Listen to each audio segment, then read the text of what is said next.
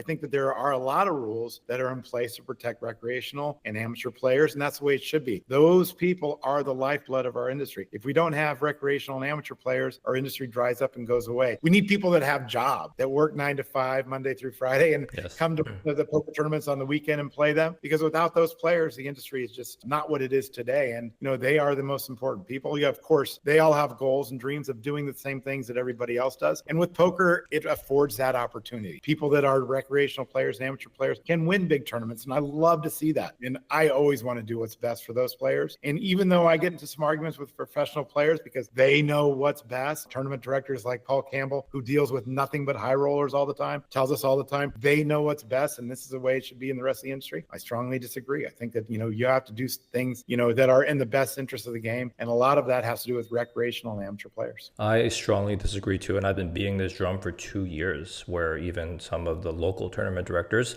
listen too much to the regs, like these Ms. regs, who tell you all these things, but they don't really represent who you're talking about, which is the biggest segment of players. They're like working recreational players, right? They have not like endless bankroll, but they have income, right? That helps them keep playing. And those are going to be the biggest segment of people in any sort of locale, right? I think that we have penetrated Southern California like less than 1%. If you get that to 5%, how big could tournament poker be, right? In Southern California, we have the biggest population of probably any metropolitan area that has card rooms. And we're not listening to people who tell you, hey, we want your tournament to end on Sunday so we don't have to take a day off on Monday, right? So it's okay to speed up your tournaments a little bit. All these little things, and even like all these crazy double back bonuses, you could probably go on for an hour about that. Like these things are just kind of pissing people off, but you're not listening to your biggest segment and then your biggest growth lever.